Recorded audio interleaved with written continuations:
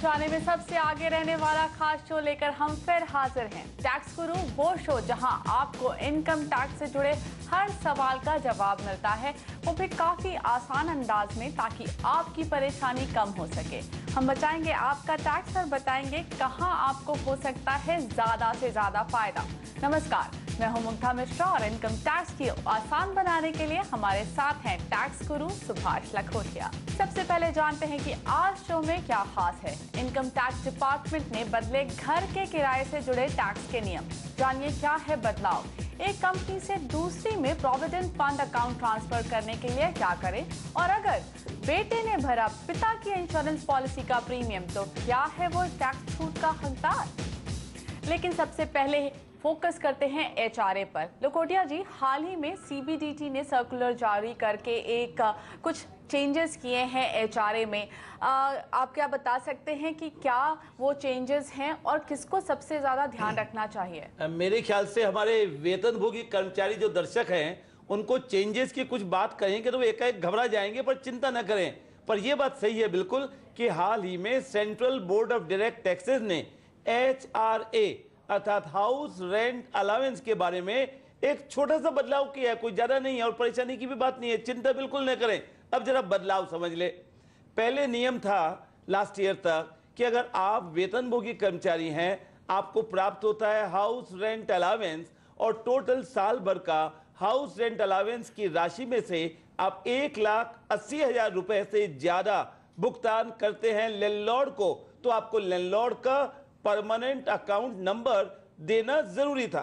अब नया बदलाव ये हो गया है केवल कि अगर आप 1,00,000 रुपए से ज्यादा देते हैं भुगतान साल भर का रेंट और देते हैं इसके लिए रसीद अपने एम्प्लॉयर को और पाते हैं बेनिफिट एचआरए का, तो आपके लिए जरूरी हो गया कि आप अपने लैंडलॉर्ड का परमानेंट अकाउंट नंबर ले लें। जी हां, total rent payment by you to the landlord 1 lakh and about permanent account number लेना है जरूरी आपके लिए लैंडलॉर्ड का, और दे देना है अपने एम्प्लॉयर को।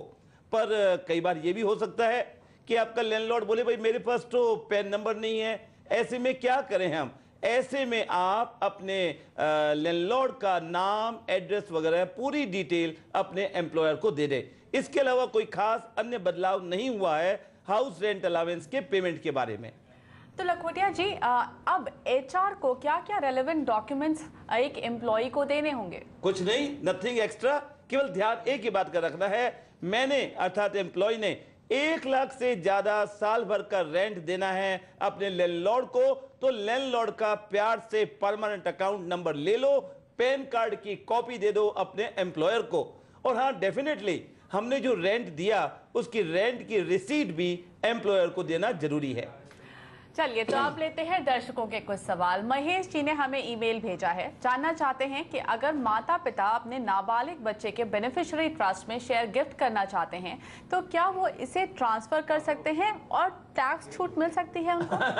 टैक्स की कोई छूट नहीं मिलेगी भैया। आप अपने पैसे अपने माइनर बच्चे के ट्रस्ट के लिए दे रहे हो तो उसमें टैक्स छूट का कोई भाई लाभ नहीं। हाँ, माइनर ट्रस्ट के बाद भी 1 साल बाद ये ट्रस्ट कोई करेंसी शेयर्स को बेचता है तो उन्हें लॉन्ग टर्म कैपिटल गेन हो जाएगा, और ऐसे लॉन्ग टर्म कैपिटल गेन पे टैक्स नहीं लगेगा। अब चलेंगे हैदराबाद, जहां से हमारे साथ फोन लाइन पर हैं डॉक्टर सुभाष क्षीरसागर। सुभाष जी, बताइए क्या है आपका सवाल? नमस्ते लखोटे जी, मैं डॉक्टर सुभाष क्षीरसागर बोल रहा हूँ हैदराबाद से। नमस्ते जी, बोलो जी। मेरा सवाल आपसे ये है कि क्या मैं और या मेरी वाइफ मेरे एचयूएफ को इंटरेस्ट फ्री लोन दे सकते हैं क्या, और उसमें clubbing provision interest free loan देना चाहते हैं? किसको देना चाहते हैं? मेरे एचयूएफ को। आपके एचयूएफ को? तो वैसे तो आप डॉक्टर साहब हैं और पत्नी इंजीनियर है, और मेरे ख्याल से शो देखते देखते होशियार उस्ताद भी हो गए आप इनकम टैक्स प्लानिंग में भी। अब आपकी एचयूएफ को आप इंटरेस्ट फ्री लोन देना चाहते तो दे दे, इसमें किसी प्रकार की चिंता नहीं है। अब चलते हैं उत्तर प्रदेश, जहां से हमारे पास विजय का ईमेल आया है। 1 साल से डोमिनोज पिज्जा में वो काम कर रहे थे, अब दूसरी कंपनी ज्वाइन करना चाहते हैं। जानना चाहते हैं कि दूसरी कंपनी में अपना पीएफ अकाउंट कैसे ट्रांसफर करें। लखोटिया जी, ये काफी बड़ी परेशानी होती है। बहुत सारे लोग अपनी जॉब स्विच करते हैं, उसके बाद समझ में नहीं आता पीएफ अकाउंट कैसे ट्रांसफर करें। क्या प्रोसेस होता है उसका, अगर आप बता सकें। पहले तो ये जरूरी है कि जब कभी भी नौकरी आप छोड़ें तो फटाफट पहले जहां नौकरी कर रहे थे वहां पे पीएफ अकाउंट के अंदर जो पैसे हैं फटाफट निकालने की गलती मत करो।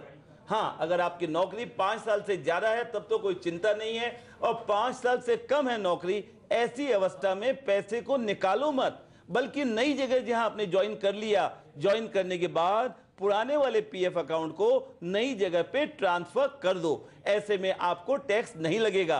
और वही अगर इतनी सी गलती कर देते कि पुरानी नौकरी 2-3 साल की हुई, छोड़ दी हमने और पैसे निकाल लिए, तो चपत लग जाती इनकम टैक्स की। हमारे साथ फोन लाइन पर है सचिन कुमार, प्रॉपर्टी से जुड़े कुछ सवाल हैं उनके पास। सचिन जी बताइए, क्या सवाल है आपका?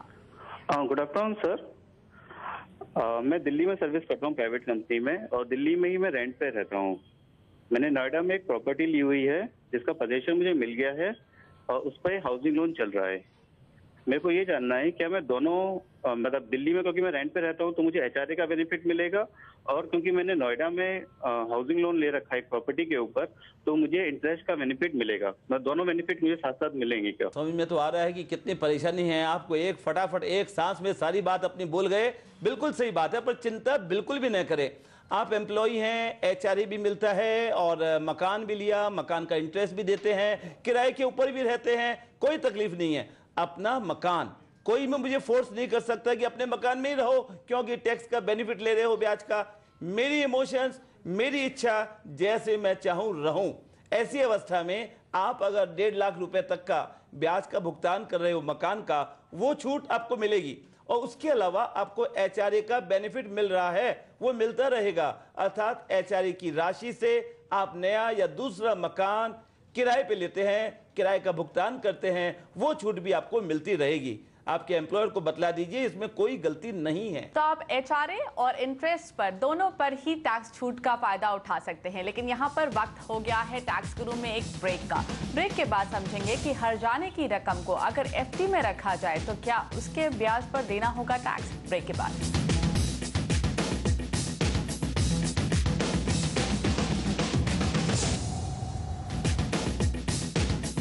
Welcome back. आप देख रहे हैं टैक्स गुरु। लखोटिया जी, अगर किसी कंपनी के शेयर होल्डिंग में कोई बदलाव आता है तो इसके बाद लॉस कैरी फॉरवर्ड करने पर टैक्स के नियम क्या कहते हैं? वहां पर कोई प्रॉब्लम है क्या? कंपनी के शेयर होल्डिंग में कोई ऐसी चिंता की बात नहीं है। नॉर्मल शेयर होल्डिंग थोड़ी बहुत बदल जाए तो कोई चिंता नहीं है। पर जब आप सवाल पूछ रहे हैं इसका तो गहरा रहस्य नजर आता है थोड़ा सा, और वो है आयकर की धारा 79 के तहत, जहां पर क्लियरली कहा गया है अगर किसी कंपनी, चाहे प्राइवेट लिमिटेड कंपनी हो चाहे पब्लिक लिमिटेड कंपनी हो, उस कंपनी के शेयर होल्डिंग में 51% से ज्यादा का बदलाव हो जाए, ऐसी अवस्था में आयकर की धारा 79 के तहत कैरी फॉरवर्ड ऑफ लॉस का बेनिफिट नहीं मिलेगा। यह बहुत ज्यादा जरूरी बात है, पर्टिकुलरली लिमिटेड कंपनीज के लिए। पर हां, एक बात हमारे दर्शकों को बतला दें, ये नियम लिस्टेड कंपनीज के लिए लागू नहीं है। अर्थात जहां पर शेयर होल्डिंग पब्लिक की है, लिस्टेड है अगर कंपनी, तो यह प्रावधान बिल्कुल लागू नहीं है। दूसरी इंपॉर्टेंट बात, छोटा मोटा 10-20% शेयर होल्डिंग चेंज हो तो कोई तकलीफ नहीं। तीसरी इंपॉर्टेंट बात, अगर शेयर होल्डिंग में गहरा बदलाव आ जाता है शेयर्स गिफ्ट देने की वजह से, तो भी चिंता नहीं है। और एक और लास्ट पॉइंट, अगर शेयर होल्डिंग चेंज हो जाती है, किसी शेयर होल्डर की मृत्यु होने की वजह से अन्य व्यक्ति के नाम में शेयर कर दिए गए, तो भी चिंता नहीं है। और लास्ट में अमलगमेशन, मर्जर, डीमर्जर, इनकी वजह से भी बदलाव हो तो चिंता नहीं। बाकी बातों में ध्यान रखना पड़ेगा। शेयर होल्डिंग चेंज करें सोच समझ के, और कैरी फॉरवर्ड लॉस जो है उसको ध्यान रखते हुए। काफी बार ऐसा होता है कि अगर हम समय पर रिटर्न नहीं भर पाते हैं तो काफी बड़ी चिंता हो जाती है हमारे ऊपर। इसी बारे में सवाल लेना चाहते हैं हम। शिवेंद्र रावत जी हैं हमारे साथ। शिवेंद्र बताइए, क्या सवाल है आपका? हाँ, मेरा क्वेश्चन ये है कि फाइनेंशियल ईयर 2009-2010 की रिटर्न फाइल नहीं की थी। अच्छा जी। ठीक है, तो अभी एक इनकम टैक्स से कुछ एक्टिविटी आया हुआ है कि उसमें कुछ उन्होंने डिटेल्स वगैरह मांगा है, तो इसमें अभी क्या कर सकते हैं? क्या हम लोग लेट रिटर्न फाइल कर सकते हैं अभी? उसके बाद की सारी फाइल बिल्कुल नहीं भैया। 2009-10 फाइनेंशियल ईयर की इनकम टैक्स रिटर्न अभी आप फाइल नहीं कर सकते, उसका समय बीत गया। पर अब क्या करें, ऐसे में चिंता भी होती है। प्रैक्टिकल सजेशन जो मेरा है इस बारे में वो ये है कि उस वर्ष के लिए जो इनकम है जितना टैक्स पेएबल बनता है, आपने नहीं दिया टैक्स, वो टैक्स आज जमा कर दो up to date penal interest के साथ, फुल स्टॉप, ताकि आने वाले समय में अगर कोई कारण से रीअसेसमेंट का नोटिस आए तो कम से कम परेशानी तो नहीं हो आपको। तो रिटर्न फाइल में अगर देरी हो जाती है तो ये काम करना चाहिए आपको। लेकिन अब चलेंगे, एक मेल लेते हैं। मंजू गुप्ता जी ने हमें मेल भेजा है। उनके पति की एक सड़क दुर्घटना में मौत हो गई थी, जिसके लिए उन्हें कुछ हर्जाना मिला, जो कि कोर्ट में एफडी के तौर पर रखा गया है।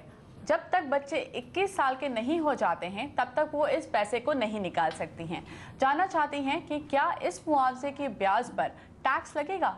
जी हाँ, टैक्स ब्याज पे तो लगेगा, पर इतने दिन पैसा पड़ा हुआ था कोर्ट में, क्योंकि बच्चे माइनर थे।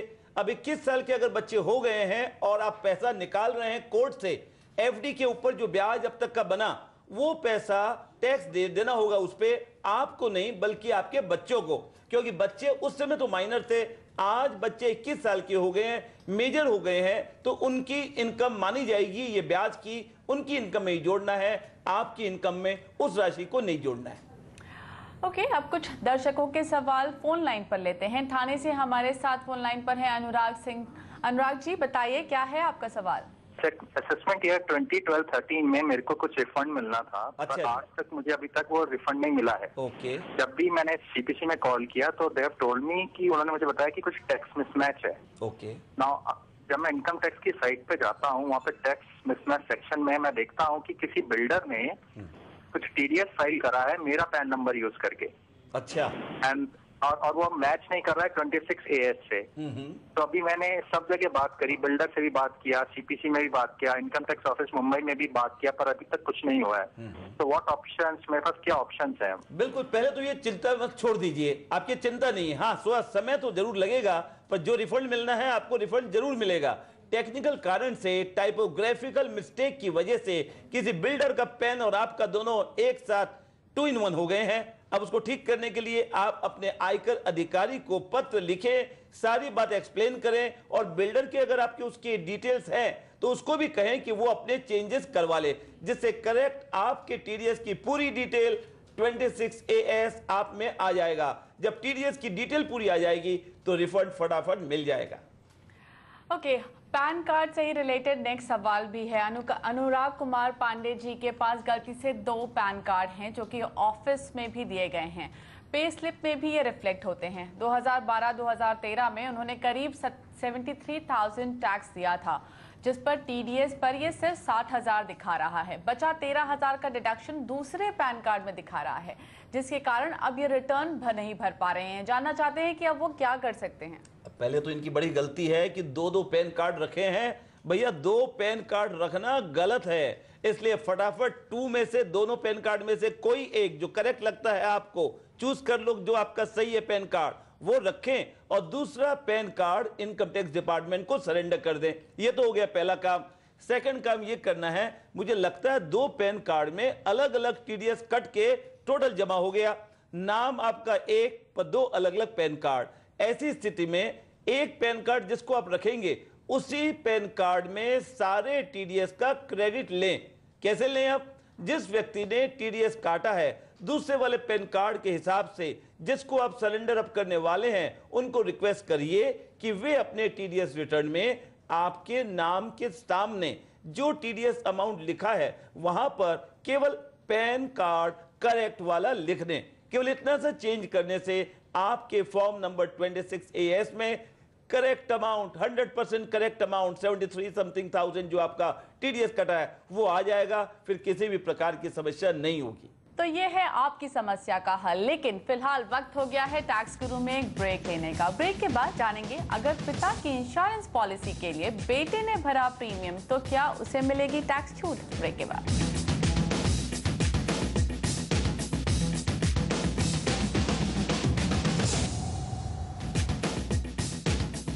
स्वागत है आपका एक बार फिर से टैक्स गुरु में। हमारे साथ हमारे टैक्स एक्सपर्ट लखोटिया जी मौजूद हैं।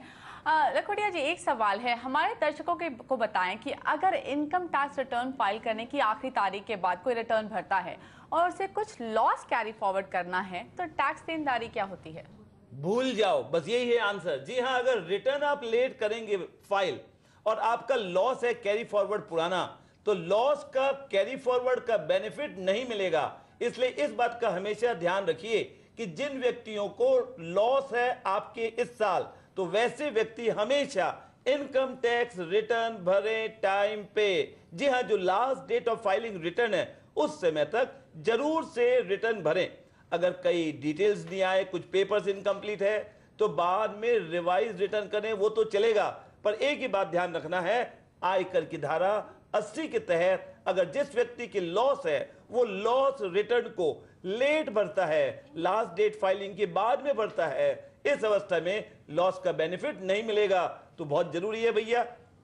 तो ट्विन नुकसान हो सकता है, तो आखिरी डेट का ध्यान रखना काफी जरूरी है, उसके पहले ही रिटर्न फाइल करिए।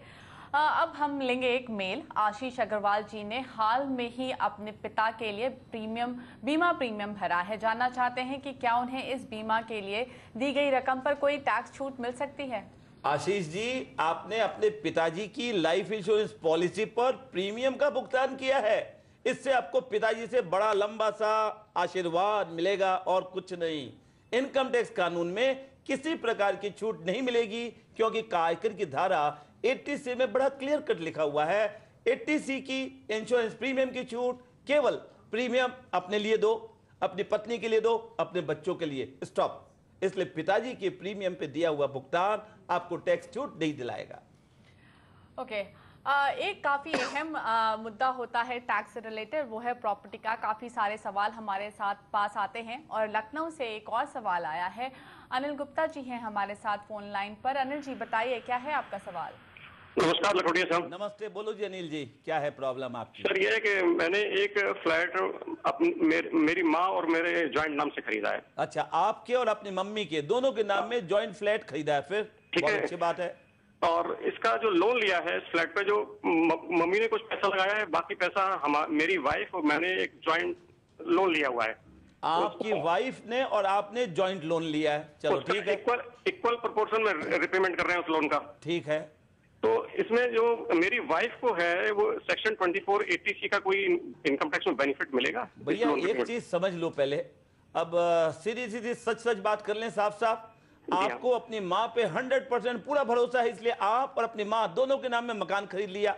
अब पत्नी के नाम आया बात, तो पत्नी के नाम में मकान तो खरीदा नहीं, लोन ले लिया पत्नी के नाम में।